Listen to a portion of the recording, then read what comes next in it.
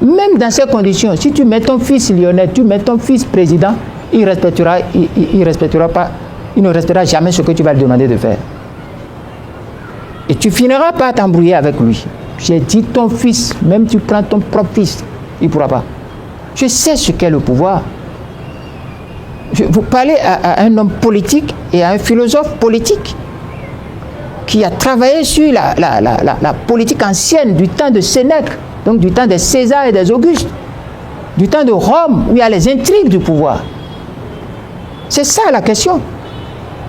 Et il est vivant. D'abord, je parle devant écran, tout et tout, vous me connaissez. Il est vivant. Si je dis que c'est pas ça, il n'a qu'à dire. Olivier était là, on était trois. Vous parlez d'Olivier. J'ai appris dernièrement. Dans le pétrin, vous avez dit que quand un ami est, bon, pas un ami, quand quelqu'un est dans le pétrin, par votre éducation, un frère est dans le pétrin, il faut aller à son secours.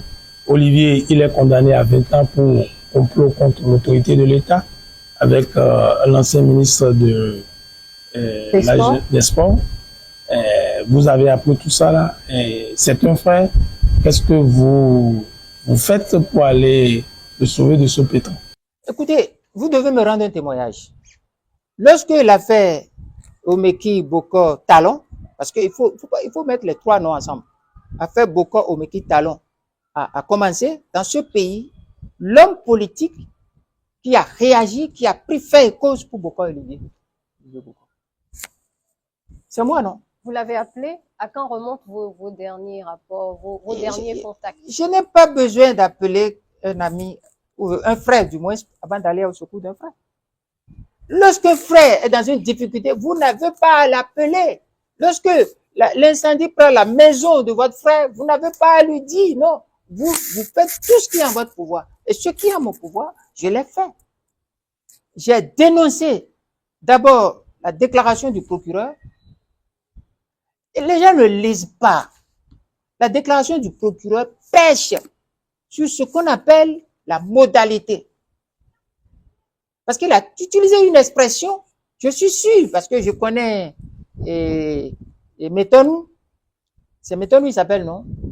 Le procureur. Le procureur spécial de Criètre. Il est très intelligent. Quand il était à l'université, il parle de ma promotion, hein, c'est les jeunes qui sont venus après nous. Mais il est très intelligent, très pointu. Mais j'ai pas compris pourquoi il a utilisé apparaît, il apparaît que, au lieu de il paraît que. Les deux expressions ne sont pas les mêmes. Dans une analyse de la modalité rhétorique pure, lorsqu'il dit il apparaît que, il est dans la certitude, il est dans l'affirmation. Mais lorsqu'il dit il paraît que, il est dans le doute. Même dans ce doute, il peut déclencher une enquête préliminaire, une enquête chose là. Mais il dit il apparaît que. C'est l'instant précis où il a dit ça. Et que les paragraphes qui ont suivi, il a dit on a promis, et que c'est à l'occasion de la promesse de remettre l'argent que ils ont été arrêtés, que j'ai dit que ça là, c'est pas clair. Et lorsqu'un discours n'est pas clair, ce dont parle le discours est douteux. Et lorsque c'est douteux, il faut se lever pour chercher s'il n'y a pas une injustice. Et c'est ça. Lorsque j'ai observé ça, que j'ai dit, tiens, ça ne va pas. Mon cher ami, par la suite, qu'est-ce que vous avez observé? Vous avez observé que NCA, il y a eu polémique, NCA a dit, bon, c'est pas tel jour, c'est pas telle date. Par la suite, il n'y a qu'un seul témoin, le colonel. Et par la suite, y a-t-il eu procès dans les formes prévues par le code? Et par la suite, ceux qui ne suivent pas l'actualité. Au moment où tout ça là était là, vous avez vu que les gens n'ont pas fait une déposition. Vous avez vu que Talon même n'a pas été interpellé. Vous avez vu que Talon n'a même pas été cité comme témoin. Oui, il fallait qu'il soit interpellé. Qui doit le faire? C'est pas moi. C'est l'office du tribunal qui doit faire ça. C'est pas mon rôle. C'est pas mon rôle. Mais j'observe. Il n'a pas été. Mais vous n'avez pas appris que il y a eu des déclarations concordantes successives qui n'ont pas été démenties jusqu'à aujourd'hui, qui font état de ce que c'est lorsqu'il a appelé Bokor et que Bokor se dirigeait vers lui, qu'à quelques encablures de sa maison, Bokor a été arrêté. Vous n'avez pas entendu tout ça? Ça ne suffit pas pour qu'il soit interpellé. Vous n'avez pas vu le procès, le déroulement? Il n'y a pas eu de déposition. Il n'y a pas eu d'assistance. Donc, tout ça là. Et observez très bien. Dès que le procès a été ouvert, je n'ai plus fait de déclaration. Et je n'ai fait d'intervention que sur les choses qui sont tombées dans le domaine public par une autorité judiciaire ou par le procureur. Sur ce qui n'est pas tombé dans le domaine public, je n'interviens pas. Et c'est seulement lorsque le procès a semblé fini et que on a distribué les peines qui sont comme des standards et que j'ai compris que tout était flou. Et ma dernière publication, j'ai dit qu'il s'agit d'un hameçonnage rondement mené. J'ai posé la question que ça vaut combien d'étoiles de général? C'est tout. Moi, je n'ai plus rien dit. Mais le président de la République s'est exprimé sur la question dans la presse étrangère et a dit qu'il a attendu en vain des excuses et des regrets de la part de son ami Olivier Bokor. À quel moment? Il veut des excuses avant procès, pendant procès ou après procès. Écoutez, je suis un homme politique public. Il y a des choses dont je suis au courant, je ne veux pas vous dire. Je ne veux pas dire ici. Mon but n'est pas d'enflammer la République. Mais lorsqu'un dossier est clos par un tribunal, un chef d'État ne peut pas faire une interview sur ce dossier-là comme Talon l'a fait. S'il a fait une interview de ce genre, tous les spécialistes du discours vont vous dire, c'est qu'il sent le besoin, il constate que le doute persiste, le flou persiste. Autour de quoi? Autour du procès, de l'affaire et de tout. Parce qu'on n'invite pas un sujet, on n'invite pas un sujet dans un débat si le sujet ne fait pas l'objet de flou et de doute. C'est une technique rhétorique. Si vous invitez un sujet, c'est que vous semblez que vous êtes convaincu que ce sujet n'est pas clair, il y a du doute là-dessus, les gens n'ont pas compris. Mais c'est aussi une affaire d'État, c'est une grosse affaire. Une grosse affaire qui a mobilisé l'attention des présidents d'institutions. Attendez, et c'est Jeune Afrique qui est le médiateur de l'État? Jeune Afrique qui est le médiateur de l'État. Vous savez qui est Jeune Afrique? Vous savez comment on fait les interviews avec Jeune Afrique? Ce n'est pas de la philanthropie. C'est du service commercial. C'est du service commercial. Et lorsqu'on est chef d'État à ce niveau, Jeune Afrique, c'est du service commercial. Vous prenez même tous les questionnaires de Jeune Afrique. Moi, je sais lire entre les lignes. Revenons à vos questions. Vous posez quelles questions? Oui, que les institutions de la République ont sorti un communiqué pour appuyer ma consoeur qui dit que c'est une affaire assez grave. Vous avez lu le communiqué qui a été authentifié par le président de l'Institut de régulation des médias. Edouard Leco est dans la gaffe. Il a gaffé grave. S'il était parmi les jeunes, je vais dire qu'il a gaffé mal. Mais lui, là, il est officier d'état civil. Edouard Leco, là, il est officier d'état civil. Il est président de la RAC. Est-ce qu'il est officier d'état civil? Est-ce qu'il est police judiciaire? Est-ce qu'il est auxiliaire de justice assermenté? Est-ce qu'il est police judiciaire? Il est qui?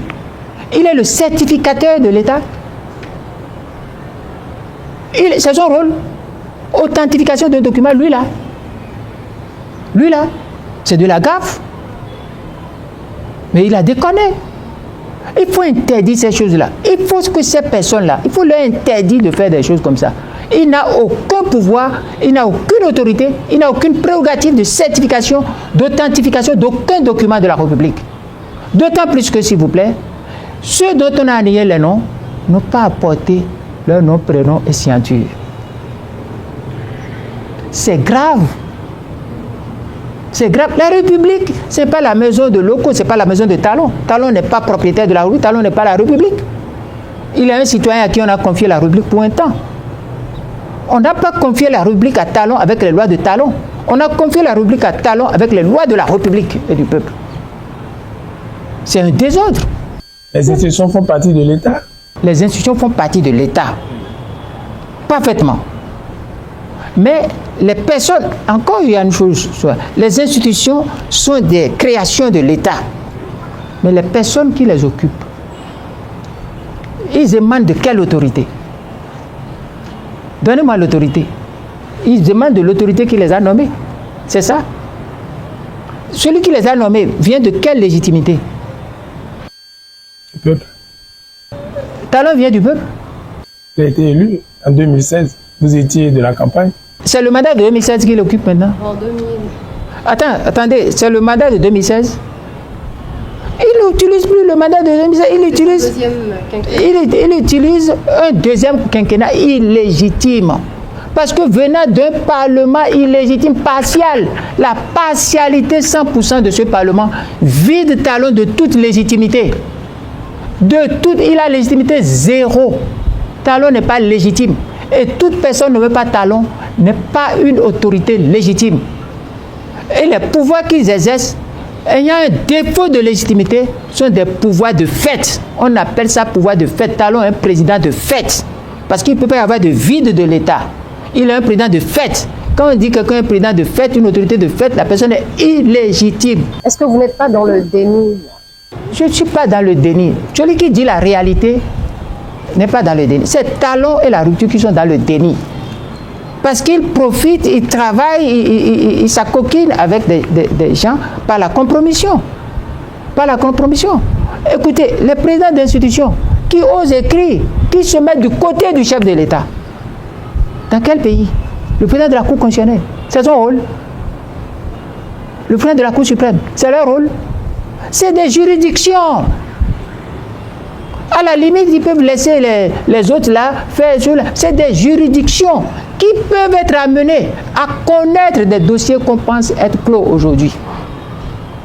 Les dossiers que vous pensez qui sont des dossiers clos peuvent être réouverts à tout moment en cas d'éléments nouveaux. C'est pour ça que le juge, le responsable d'une institution juridictionnelle doit avoir de retenue, d'obligation de réserve.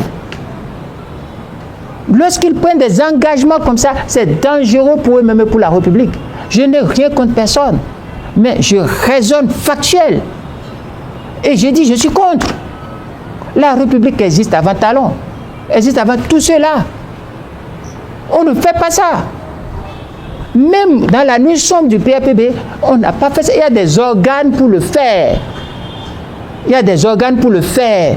Les présidents d'institutions ne doivent pas le faire. Et même si par hasard, certains sont enfermés dans la redevabilité et qui doivent le faire, les institutions juridictionnelles, constitutionnelles et des juridictionnelles fondamentales, comme la Cour suprême, ne peuvent pas le faire. Ne peuvent pas le faire parce qu'ils peuvent être saisis des dérives, des conséquences collatérales de la même affaire. Écoutez, lorsque quelqu'un, un prévenu ou bien un prisonnier, a des problèmes de santé, des conditions carcérales difficiles, qui va parler des questions de droits de l'homme? Celui qui va parler des questions de droits de l'homme, la personne est déjà d'un côté. Quelle crédibilité? La République, ce n'est pas ça. La République est codifiée. C'est dommage. Pour l'instant, les lois sont en place. Nous aurons l'élection, les candidatures seront retenues d'ici quelques mois, en octobre, pour la présidentielle de 2026. Il y aura les élections générales l'an prochain. Vous êtes toujours dans la résistance nationale. Le parti Restaurer l'Espoir, est-ce qu'il participera aux élections générales de 2026? Vous savez, il y a quelque chose qu'on appelle la cohérence en politique. Parce que l'homme politique doit être un homme crédible. Et la crédibilité est inscrite dans la confiance publique. On ne candidate pas contre une dictature. Regardez vous-même les faits. En 2019, Talon a sorti tout le monde du Parlement. Il est allé des élections, il a exclu, il est allé aux élections seul.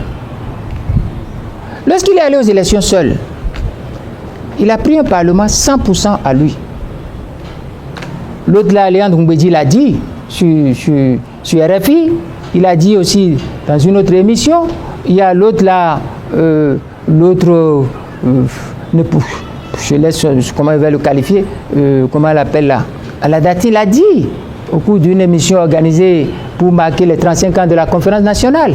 Talon avait 100% et que malgré ces 100%, il n'a pas parlé de troisième mandat. Ça, on viendra là-dessus, le piège qui est là. Mais, mon cher ami, pour aller aux élections municipales de 2020, lorsque les FCBE ont décidé d'aller, nous étions tous dans la résistance. Je leur ai dit non, vous ne pouvez pas aller. Ils ont fait des arguments pour dire oui, pour dire chaise vide, Azanel ne veut pas, il est top de talon, il nous scotche. J'ai dit mais si vous irez, vous allez perdre votre FCBE. Mais demandez à Yarou Arumpé et à Djemba qui les a instruits pour aller là-bas. Mais lorsqu'ils sont allés là-bas, est-ce qu'ils sont revenus avec... Yahi Boni a retrouvé FCBE? Il ne peut pas retrouver FCBE. Ce n'est pas le même Yahi Boni qui a dit, mais écoutez, FCBE n'est plus pour moi, FCBE est devenu troisième colonne de la rupture de Patrice Talon. C'est moi qui ai dit ça, ce n'est pas Yahi Boni qui a dit ça. C'est moi qui ai demandé à Yahi Boni de démissionner. Ce n'est pas lui-même qui a démissionné de FCBE. Pourquoi? Parce qu'il n'est pas bon que pour aller à une élection, on soit obligé d'aller commander l'autorisation d'aller au dictateur. On rentre dans le schéma de compétition sans concurrent. Mais qu'est-ce que vous ferez en 2026? 2021, lorsque les gens ont décidé d'aller aux élections, les Roukia, les Ivoire et consorts, mais j'ai dit, mais vous ne pouvez pas aller. Mais les gens ont dit non, ils iront. J'ai dit, mais vous ne pouvez pas demander autorisation à un dictateur pour aller à une élection. Ils sont entêtés. J'ai dit, si vous irez, vous avez 3 sorts. Le cimetière, la prison ou l'exil. Est-ce que ça a raté? Ils sont où maintenant? En 2023, les gens disent qu'ils iront aux élections. J'ai dit, vous n'irez pas aux élections si vous n'entrez pas en compromission et que le dictateur vous accepte. Vous avez suivi la suite? Le Parti des démocrates est allé aux élections législatives. Après quel travers?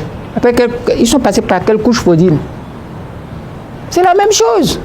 En 2026, vous croyez que ce qui s'est passé en 2019, 2020, 2021, 2023 sera différent en 2026, alors que 2026, c'est la tontine, c'est le ramassage de tout ce qui a été fait. C'est à ce moment-là que Talon va dire aller aux élections. Et qui va ramasser cette tontine-là? C'est la tontine de qui? Madame, en 2026, les élections vont se dérouler exactement comme ce qui s'est passé en 2019, 2020, 2021 et 2023. Pour que vous cessiez d'en douter, d'où est venue la question de Jeune Afrique? Qui dit, est-ce que vous n'allez pas voir une entente avec Yahi Boni pour avoir un candidat commun? D'où est venue cette question? Vous croyez que cette question est venue comme ça du journaliste de Jeune Afrique? C'est possible. C'est possible. Mais les coïncidences, moi je suis philosophe de formation, je suis un homme d'un âge donné, je ne crois pas à ces coïncidences. Selon vous, ça vient de quoi? Le président a dit, mais qui sait? C'est une explication, c'est une façon de parler. Qui sait si on ne pourrait pas avoir le même candidat? C'est-à-dire que vous pensez que Donald Trump et Joe Biden vont avoir le même candidat. Et vous pensez que c'est bon. Donc vous pensez qu'en France, Macron et Mélenchon vont avoir le même candidat. Donc vous pensez qu'en Côte d'Ivoire, Gbagbo et Ouattara vont avoir le même candidat. Non, mon cher ami. Vous sous-entendez quoi? Cette affaire-là, c'est juste pour répéter des candidatures à la Humpé, Djemba et des candidatures à la Kowe Akosa. C'est ça que ça veut dire. La question là renvoie automatiquement à cela. Vous pensez que 2026 c'est une élection? Vous pensez que moi je vais m'associer à ça là? Donc vous allez rester encore sur la touche? Mais je ne reste pas sur la touche. L'opposition dit qu'elle présentera des candidats. L'opposition les découvre. Ils ont un cadre de concertation qui se réunit régulièrement. Ils disent qu'ils participeront aux élections. Vous êtes de l'opposition, de la résidence nationale. On a du mal à vous situer exactement. En dehors, vous allez me situer clairement. Vous savez, vous posez la question pour avoir... Vous prêchez du faux pour avoir du vrai. C'est bien. C'est aussi une technique. Il y a certains qui troublent l'eau pour pêcher. Il y a d'autres qui viennent pêcher dans l'eau trouble. Et il y a d'autres qui attendent que ça se stabilise. C'est bon. Mais je vais vous répondre ceci. Si on vous suit très très bien, vous pensez qu'en 2026, il y a une élection présidentielle, transparente, équitable et libre. C'est faux. L'opposition n'a jamais, en dehors de 2019, l'opposition a pris part à toutes les élections. Ils ont pris part à toutes les élections. Ils ne prendront pas aux élections de 2026, mais qui sont une parodie. Ils prendront part. Il y a plusieurs hypothèses. Et l'une des hypothèses les plus calamiteuses, c'est l'hypothèse évoquée par la question de Jeune Afrique. C'est là où on bluffe une entente entre Talon et Yahi pour présenter un candidat. Et Yahi n'a pas démenti depuis ce jour jusqu'à aujourd'hui. Je n'ai pas entendu un démenti formel, public, vigoureux, tranché. Pendant ce temps, les gens vont sur le terrain et disent on nous chasse ici, on nous a chassé ici. Et on vous a dit, mais est-ce qu'il n'est pas possible que... Mais écoutez. Donc pour vous, il y a une entente qui est en train de... Il n'y a pas une entente. Il y a une hypothèse d'entente qui est soulevée. Vous savez, en politique, et comme dans la vie, bon, je veux m'amuser un peu avec vous, comme j'en ai l'habitude. Moi, je suis tellement formé pour savoir que le carré d'un nombre peut être négatif. I au carré peut être négatif. Je suis formé pour savoir. Alors que le carré d'aucun nombre ne peut être négatif. Nous, nous inventons le nombre imaginaire pour travailler. Jeune Afrique dit à Talon, est-ce qu'il ne peut pas y avoir candidat commun entre vous et Yahi? Talon sourit. Pour dire, ben, c'est possible. Cela veut dire que lui, il est ouvert à cela. Yahi n'a pas dit non. Est-il fermé à cela? C'est la question. C'est la question fondamentale. Et c'est la calamité, l'autre calamité.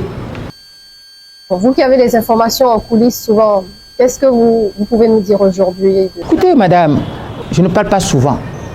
Mais quand je parle, notez tout ce que j'ai dit. Prenez cette hypothèse. Parce qu'il faut que Yahi parle. Il faut que Yahi dise non, je ne ferai pas de candidat commun avec Patrice Talon. Et moi, je ferai des pressions sur Yahi, sur les démocrates, pour qu'ils parlent au peuple réellement, qu'ils sortent de ce petit jeu, parce que ce petit jeu va les rattraper. Talon, cette question ne peut même pas venir de Jeune Afrique. Et si on parlait, mais Jeune Afrique parlait comme ça, Talon devait dire non. Il ne devait pas laisser en l'air comme ça. Laisser comme ça, c'est que c'est possible. Et si c'est possible, je vous ai dit, en analyse du discours, tout ce qu'on invite dans le discours est possible. On débat de tout ce qu'on invite dans le discours. Si vous ne voulez pas qu'on parle de quelque chose, n'invitez pas la chose dans le discours. C'est technique. La question est intervenue peut-être parce que vous êtes mieux placé pour nous le dire que tout est possible en politique. Madame, je pouvais aujourd'hui vous parler, mais je ne parle pas aujourd'hui. J'attends. D'ici quelques temps, je vais parler. Cette fois-ci, je viendrai, je promets à BIP que je donnerai l'exclusivité à BIP. Et vous allez comprendre ce qui se passe. Le problème n'est plus question de dauphin de Talon. Mais quelle clochardisation du pouvoir présidentiel se prépare? Nous allons vers une clochardisation du pouvoir politique présidentiel. On a clochardisé les institutions, on a clochardisé le Parlement, on a clochardisé jusqu'à la presse et à toute l'opinion. On a familiarisé les gens que le vicieux, le mauvais est normal. Et puis, tout le monde. Maintenant, là, on va clochardiser le pouvoir présidentiel. Pourquoi? Parce que, d'abord, les réformes ont abouti à quoi? Les réformes ont abouti à la mise dans l'omerta. On règle au volume 0 tous les partis politiques. Et lorsque quelqu'un monte la tête pour dire « je veux être président », la personne même a peur. Je connais beaucoup, je ne veux pas dire leur nom, on va parler de quoi? Qu'est-ce qu'ils disent? Harcèlement par voie électronique. Si je vais vous dire le nom des gens qui rêvaient d'être président, mais qui ne seront jamais présidents, c'est fini pour eux. Il y a un dedans, c'est malheureux pour lui. Il passe partout, il ne sera pas président. D'ici peu, on va le renvoyer même de la tête de son parti. C'est fini pour lui. Président de parti. C'est fini pour lui. Je ne veux pas appeler son nom. Il va dire harcèlement par voie électronique. Je veux harceler personne par voie électronique. Pourquoi on le chasserait? Vous savez, ce pouvoir-là, c'est-à-dire Talon, quand Talon, après tout ça, là, va vouloir partir. et prendre des gens comme ça là, c'est faux. N'oubliez pas, 2015, Il a 2004. bien dit qu'il aime la performance chez quelqu'un. C'est le discours. C'est le discours de séduction. La performance n'est pas ce qui est contre les normes. Il n'y a pas de performance anormale dans la normalité. La performance dans la normalité est de la séduction. C'est de la séduction. Donc, revenons à nos moutons. 2026 là, le problème n'est plus, le problème se situe à comment on va dépouiller le président de la République, les pouvoirs du président de la République, tel que conçu en 1990, tel que ça a fonctionné jusqu'en 2025, on va dépouiller ça complètement. Et quand on va dépouiller ça, et qu'on va voir que plus rien n'est plus dangereux dedans, on prendra quelqu'un, on dira, va être là-bas, tu vas inaugurer les chrysanthèmes. Et ce quelqu'un viendra d'où? Puisque vous semblez voir un peu ce qui va se passer. Parce que les Béninois se demandent aujourd'hui, on ne sait pas qui sera candidat, à plus forte de raison de savoir qui sera président. Vous semblez avoir une boule de cristal. Je n'ai pas une boule de cristal, je suis un ancien. C'est-à-dire, vous-même, regardez-moi. Quand les anciens ont fini là, quel est le petit frère des aînés? Je suis le petit frère des aînés et le grand frère des petits. D'abord, regardez dedans là. Regardez dedans là. Regardez-le. Quand on met là-bas à un niveau là, c'est fini. Je suis l'aîné des petits frères et le petit frère des aînés. Donc, je suis dans deux courants. Je vous dis que Patrice Talon que vous voyez là, hein, ne le suivez plus sur question de dauphin ou de choses. Ne le suivez pas. Observez très très bien comment on va dépouiller. Quel président va venir? Le président qui va venir, ce président-là, je vous le dis sincèrement, n'aura pas les mêmes prérogatives, les mêmes étendues de pouvoir que les pouvoirs que nous avons connus depuis 1990. Et cela a déjà commencé. Ah bon? Ça a commencé.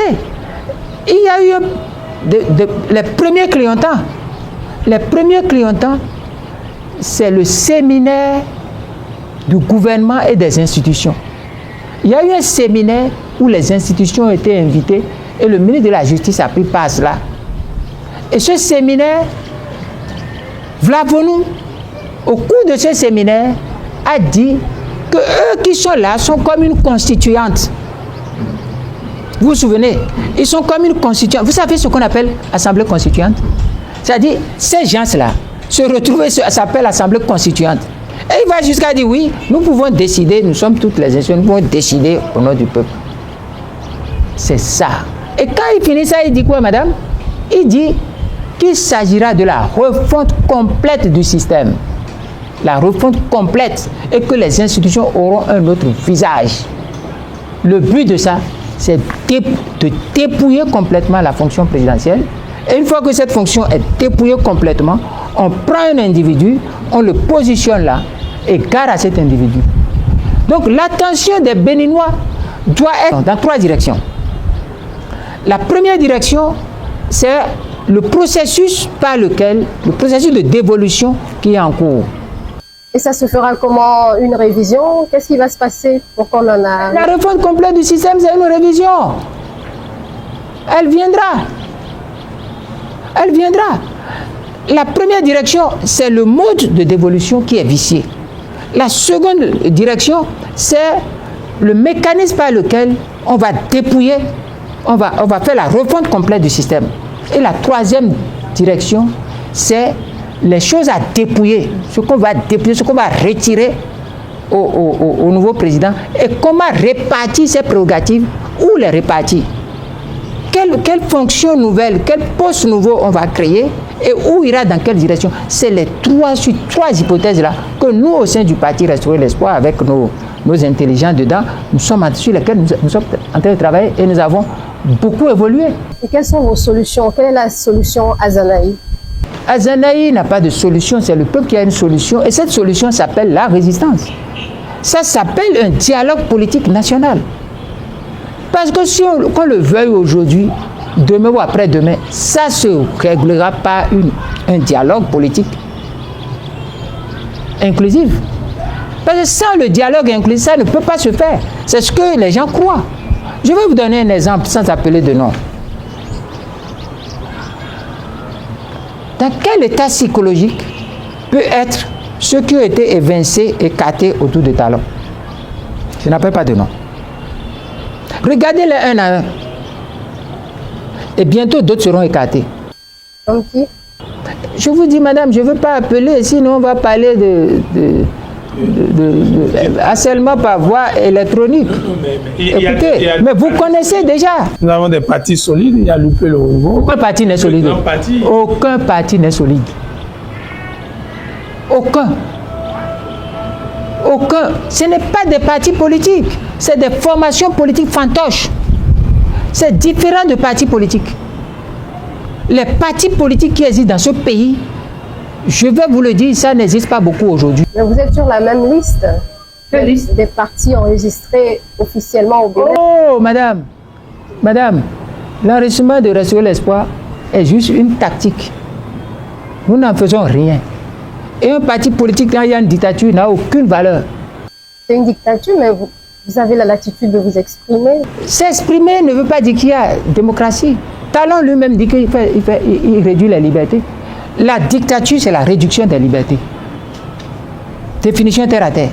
La dictature, c'est le Parlement monocolore. Tenir sa légitimité de Parlement monocolore, c'est une dictature. Vous ne pouvez pas provenir d'un Parlement monocolore et dire que vous avez une dictature. C'est le discours de Talon. Talon dit qu'il croit en la démocratie. C'est faux. Il dit qu'il croit aux élections. Talon n'a organisé aucune élection qui remplit les critères d'élection libre, transparente et inclusive. Aucune. Donc, il utilise des mots. Mais, puisque les gens ne sont pas attentifs sur les mots, les gens font des concessions, la paresse sur les concepts. Et quand vous faites une paresse sur les concepts, vous n'avez plus d'aptitude pour parler des faits, des choses et de la réalité. La preuve, on dit, Rukia, ils sont arrêtés, et à Ivor sont arrêtés pour des faits de droit commun, que ce n'est pas des faits politiques. Ça, c'est un grief. Je ne pardonnerai pas cela à ceux qui sont allés négocier avec Patrice Talon. C'est faux. Tout le monde sait que c'est des suites d'un événement politique qui sont arrivés à ça. Comment aller m'asseoir devant Talon et croire que ce que Talon dit fait politique, moi je vais accepter avant de me lever? Non. Mais les gens ont accepté, sont allés jusqu'à l'embrasser. Certains vont dire qu'ils travaillent. Regardez une autre connerie. Talon réunit les gens au palais. Et ce qui est grave, Yaïboni est assis. Houndete est assis. Nourenou Achade est assis. Akosi est assis. Et Talon les regarde droit dans les yeux et dit, moi Patrice Talon, je n'ai fait aucune modification concernant la Cour constitutionnelle. C'est la Cour constitutionnelle telle qu'elle est depuis 90. C'est ça que j'ai vu, c'est ça que je fais. Madame, ces messieurs n'ont pas pris la parole pour dire à Patrice Talon, mais non, tu dérailles, monsieur le président. Même si tu ne peux pas employer le mot dérailler, mais il faut trouver un mot qui convient pour dire, mais monsieur le président, vous êtes dans le décor. Si moi j'étais là, j'allais lui dire, vous êtes dans le décor, monsieur le président. Pourquoi Talon fait de la rhétorique? C'est autant, il est vrai qu'il n'a pas touché à la modification de la Cour constitutionnelle. Mais madame, il a exclu en amont tout le monde. En excluant en amont tout le monde, il fait un parlement monocolore. Et le parlement monocolore doit désigner 4 personnes dans la Cour constitutionnelle et lui doit désigner 3. Le parlement étant monocolore, sa couleur étant sa couleur, les 7 personnes sont de la même couleur. Cette Cour constitutionnelle est illégitime et frauduleuse. C'est ce principe-là, ce débat technique profond, politique, que Yaïboni, Achade, Nourenou, Houndete devaient faire. Mais on ne peut pas conduire un peuple en fermant les yeux, en étant incapable de gagner la bataille des concepts. La première bataille d'un leader, c'est la bataille lexicale. Un leader, dans un débat, doit tout faire pour gagner la bataille lexicale. Les mots, le sens des mots. Si vous perdez cette bataille, vous serez comme ça. La preuve. Houndete prend la parole, les autres sont dans les vapes. Et puis, Houndete prend la parole, qu'est-ce que lui il a fait? Il dit non. La Cour constitutionnelle doit vous demander là. Non, Vous enlevez un représentant dedans et vous prenez un des nôtres dedans. Parce que l'opposition doit être dedans. Écoutez, Patrice Talon.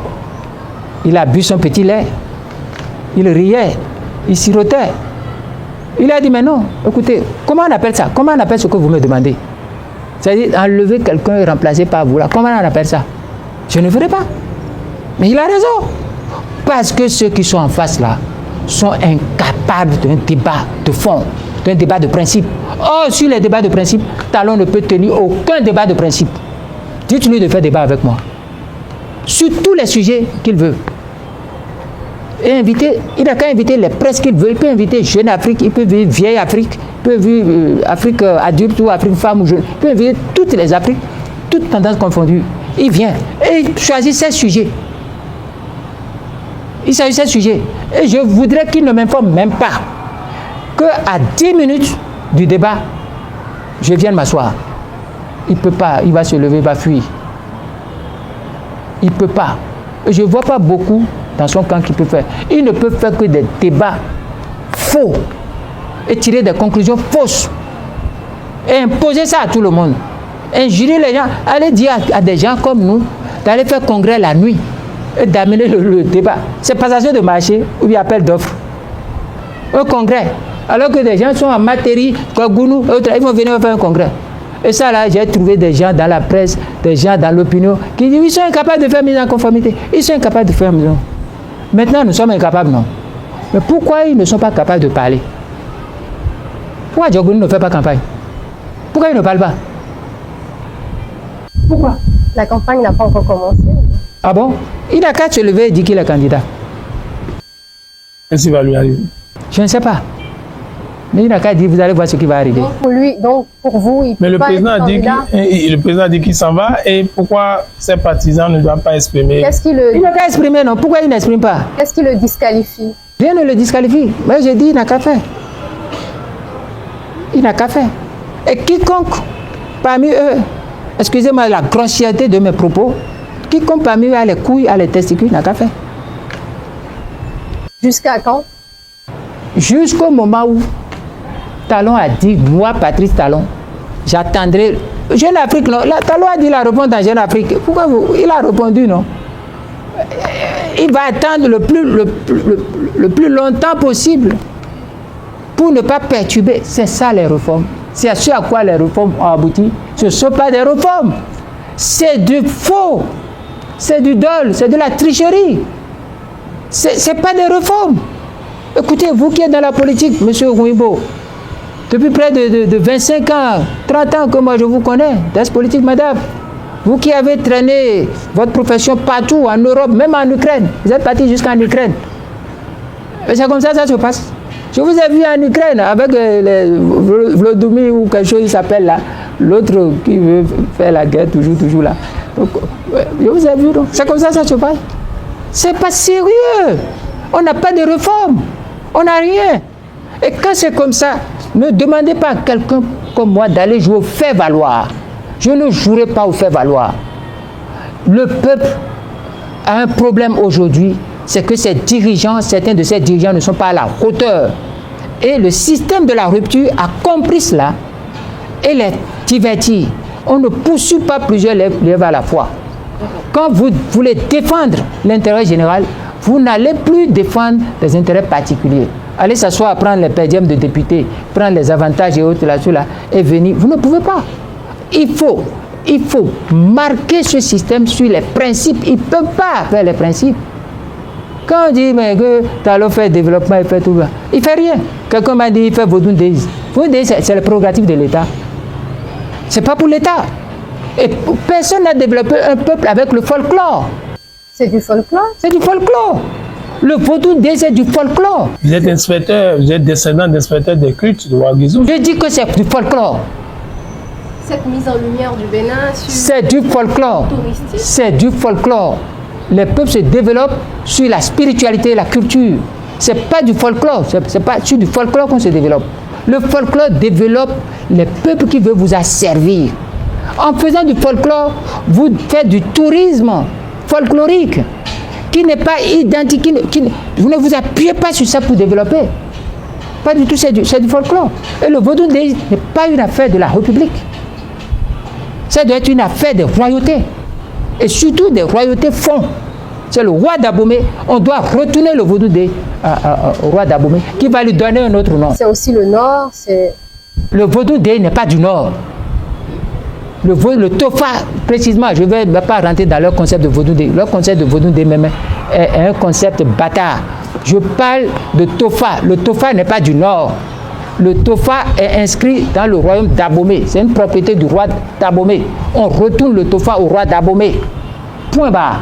Mais si on veut créer une cohésion du Nord au Sud, il faudrait bien que ce soit sur le... On ne fera pas une cohésion comme ça. Cette cohésion n'existe pas. Ça ne peut pas se faire. Ça ne peut pas se faire. Et vous allez voir, tout ce qu'on a mis dans ces... Les gens sont en train de faire de la tricherie. Vous voyez jusqu'où la tricherie les a amenés à des interprétations polysémiques de ce qu'ils appellent Fouyakou. Ce qu'ils appellent Fouyakou. À des interprétations polysémiques. Ce n'est pas de mes prérogatives. Mais sachez quelque chose.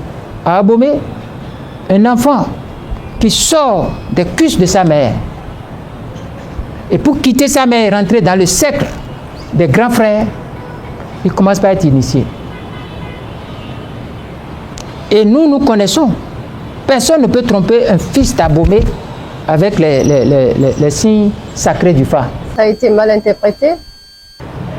Si je vous disais, ils vont dire que chacun a son interprétation. Je me suis refusé de marcher dans le domaine des prêtres consacrés d'Abomey. Je respecte ces prêtres. Au micro, les prêtres et moi, nous savons ce qui est sorti là. Nous savons ce que ça veut dire. Et ça augure de bonnes choses? Vous voulez toujours que je vous dise? Quelques mots. Mais le fou, le Yakou, demandez. Moi, j'ai dit, je ne ferai pas. Je ne ferai pas.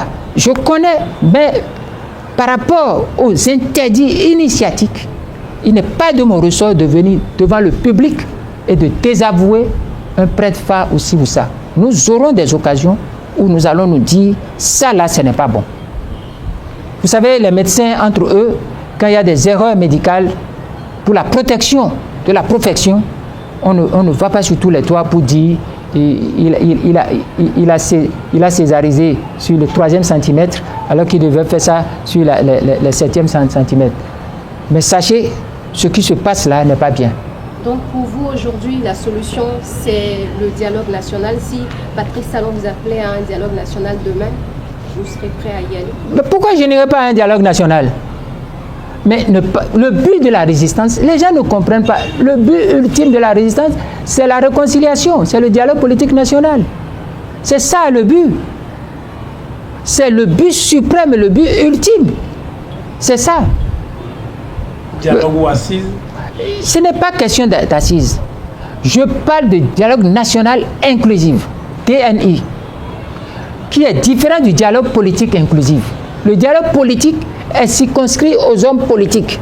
Le dialogue national intègre toutes les forces vives de la nation.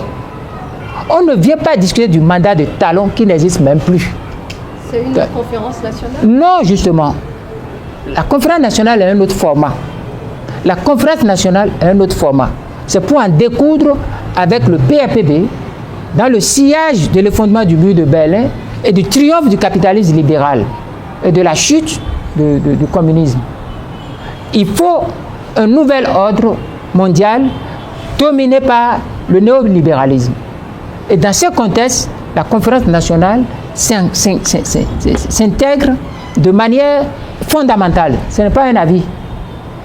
C'est ça la question fondamentale de la conférence nationale. Mais ici, c'est un dialogue national inclusif pour réinitialiser ce que Talon a désorganisé.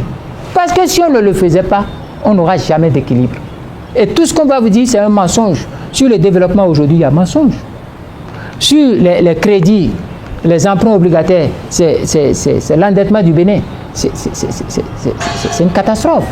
On va dire, les agences de notation, Moody's, Standard & Poor's, tout ça là, c'est des marketeurs.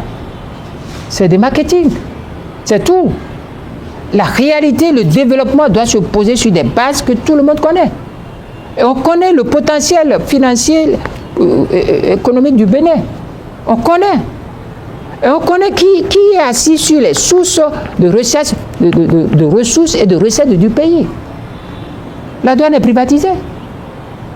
Même si on vous dit que ce n'est pas privatisé, c'est dans les faits, la douane est privatisée. Quel est ce contrat qu'on fait sur des années avec une société privée qui se substitue à la douane? Quel est ce libéralisme dans lequel on contraint les gens à ne pas vivre, à ne pas vendre librement leurs choses? Mais nous sommes dans un désordre. Quand on parle même de phare et de tout ça, mais où est-ce qu'on met les chefferies?